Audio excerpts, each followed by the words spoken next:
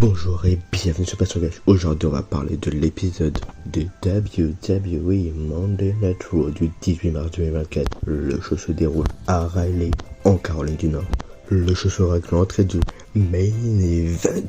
Jey Uso Jey nous souhaite la bienvenue à Raw et demande à son frère Jimmy Uso de venir. Jimmy arrive avec Solo Sikoa. Jey dit que ce soir c'est différent du passé parce que Jimmy lui a manqué de respect, il ne s'adresse plus la parole, il ne se voit même plus. Et Jey dit à Jimmy pourquoi ne pas le faire. Jimmy dit à Jey qu'il a toujours protégé et que c'est lui qui a décidé de partir de la Bloodline pour faire sa carrière sans son frère. Ils font des marchandises, des t-shirts sans lui. Il est devenu le champion par équipe sans son frère. Jimmy dit que c'est Jey qui l'a abandonné et dit que tout ce qui arrive à Jey, peu importe ce qui lui arrive, c'est grâce à Jimmy. Jimmy continue en disant que tout ce qui est arrivé à Jey, c'est grâce à lui. Jey dit que c'est faux et que le plus grand moment de sa carrière sera le Jey Uso contre Jimmy Uso, frère contre frère, et contre Noye à WrestleMania. Puis Jey frappe Jimmy en se retournant pour attaquer Solo Sikoa et se fait frapper par ce dernier. Jimmy Solo frappe Jey, mais Cody Rhodes arrive pour aider Jey. Adam Pearce demande à Paul Heyman ce qu'il fait, surtout qu'il n'a pas le droit, qu'il n'est pas autorisé. Paul Heyman dit qu'il est là pour terminer des histoires. On a le premier match de la soirée, le premier match pour se qualifier au match de l'échelle assise à WrestleMania. Un match entre DIY, Johnny Gargano et Tommaso Ciampa contre les Creed Brothers, Julius et Brutus Creed. Le meilleur match de la soirée, un excellent match de plus de 18 minutes remporté par DIY grâce à un petit paquet. Le jugement de DIY, Andrade El Idolo, que s'il veut rentrer dans le groupe, il faut qu'il prouve sa valeur. Et justement, Finn Balor dit qu'il pourra le faire la semaine prochaine. Rhea Ripley dit que, vu que la semaine dernière, JT McDonough a perdu contre Ricochet pour être aspirant numéro 1 et pour avoir un match à WrestleMania pour le titre intercontinental, Dominic Mysterio doit racheter l'honneur du Judgment Day en l'affrontant ce soir. On enchaîne avec le match segment entre Indy Hartwell et Candice LeRae contre Kayden Carter et Katana Shin. Un beau match de construction de 2 minutes remporté par Indy Hartwell et Candice LeRae par soumission de Candice LeRae qui devient de plus en plus ill, ce qui rend perplexe Indy Hartwell. Cody Rhodes est sur le ring et il dit que pour la deuxième année consécutive, il sera dans le main event de WrestleMania. Mais dans l'équation, il y a quelqu'un qui le gêne, et ce quelqu'un c'est The Rock qui pense être le plus gros heel.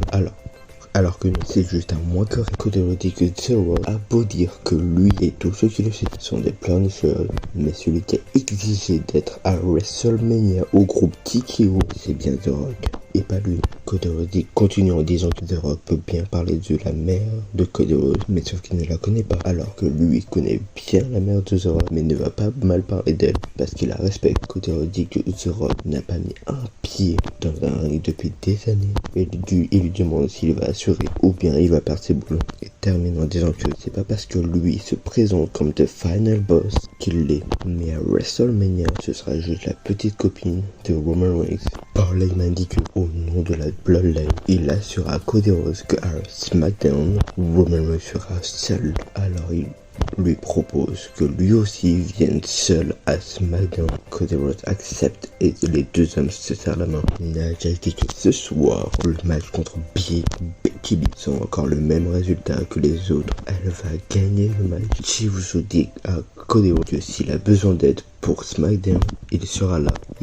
On passe au match entre Ricochet contre Dominic Mysterio. Un bon match de 17 minutes remporté par Ricochet grâce à un recoil. Après le match, JT McDonough veut attaquer Ricochet, mais ce dernier réussit à l'éviter et s'enfuir. Alors que Sami Zayn veut remercier et réconforter Chad Gable pour le match de la semaine dernière. Ce dernier dit à Sami Zayn qu'il ne peut pas battre Gunther. On passe à la signature de contrat pour le titre intercontinental entre The Ring General Gunther et Sami Zayn pour WrestleMania, présenté par Adam Pearce. Sami Zayn puis Gunther arrive au ring. Gunther dit qu'on assiste à la plus grande signature de contrat pour le titre intercontinental et dit que le challenger ne respecte pas cela en s'habillant aléatoirement. Sami Zayn dit qu'il respecte Gunther parce qu'il a battu tous ses adversaires, mais ce n'est pas une raison de le mépriser en pensant qu'il ne puisse pas le battre. Mais ce n'est pas le premier ni le dernier, parce que beaucoup de personnes ne pensaient pas capable d'être à la WWE. Alors à WrestleMania, il va prouver qu'il est capable en le battant.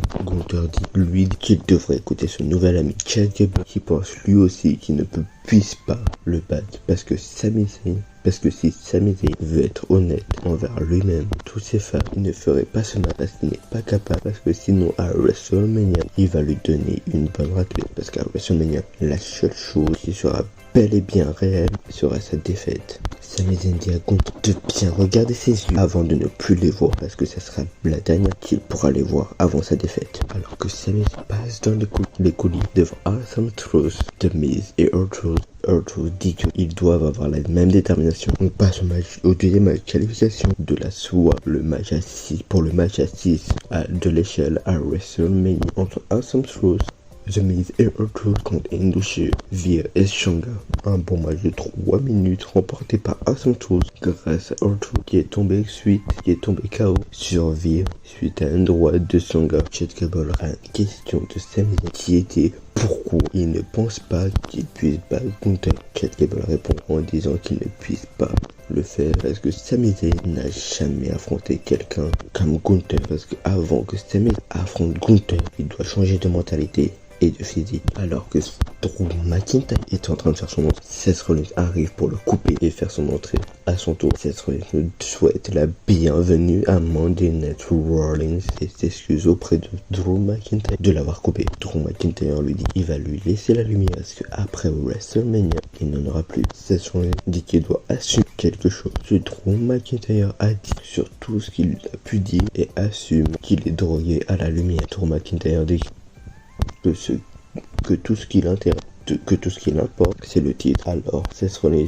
continue à faire ses blagues. Le public chante CM Punk. Drew McIntyre dit que ce sera la semaine prochaine. CM Punk sera là la semaine prochaine que Drew McIntyre dit que CM Punk ne viendrait jamais dans cette vie. Seth Rollins dit que ce n'est pas une blague quand il dit qu'il est drogué parce que cela fait des années qu'il fait cela et que plus il le fait, plus il l'aime parce qu'il est le meilleur. Et le meilleur dans tout ça, c'est quand le public commence à chanter son thème son. Seth Rollins dit qu'il veut être cette lumière. Il en a besoin. Alors pendant que Drew McIntyre continue de faire ses blagues sur les réseaux sociaux, lui ira au main event de WrestleMania nuit 1. Il va réduire ses adversaires en chihuahua. Et à la nuit 2 de WrestleMania, il va lui reprendre ce moment. Seth Rollins continue en disant que Drew McIntyre est tout aussi drogué à la lumière parce qu'il veut gagner ce match pour effacer la fois où il a gagné sans le public, et termine en disant que à WrestleMania il va montrer à Drew McIntyre que le meilleur, qui est le meilleur et qui brille le plus avec la lumière.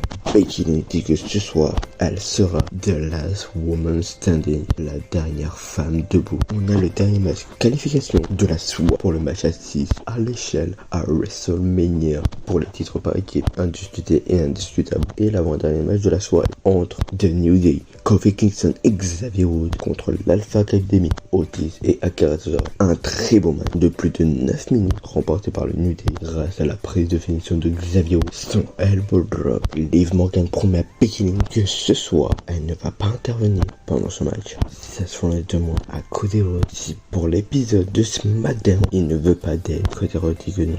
Avant de passer au dernier match de la soirée, je voudrais vous faire une petite explication de la stipulation Last Woman ou Last Man Standing, de quelque chose où quelque chose s'affronte sans règle et le seul moyen de gagner c'est que l'arbitre compte jusqu'à 10. On passe au dernier match de la soirée, le Last Woman Standing entre The Man Becky Lynch contre Irresistible Force Nia Jax. Un excellent match de plus de 18 minutes remporté par Becky Lynch grâce à un leg drop pour le WWE Monday Night Raw de la semaine prochaine. On aura CM Punk. Cet épisode est très bon pour ces très bons matchs, pour la construction de Ricochet, l'histoire entre Andrade, El Idolo et le Judgment Day, toute l'histoire entre Cody Rhodes, Seth Rollins et tous les membres, et le mélange des histoires. J'espère vraiment pour l'histoire, pour le titre intercontinental, Sami Zayn se fera coacher mentalement et physiquement par Chad Gable pour l'aider, ce qui pourrait donner une raison pour un match à 3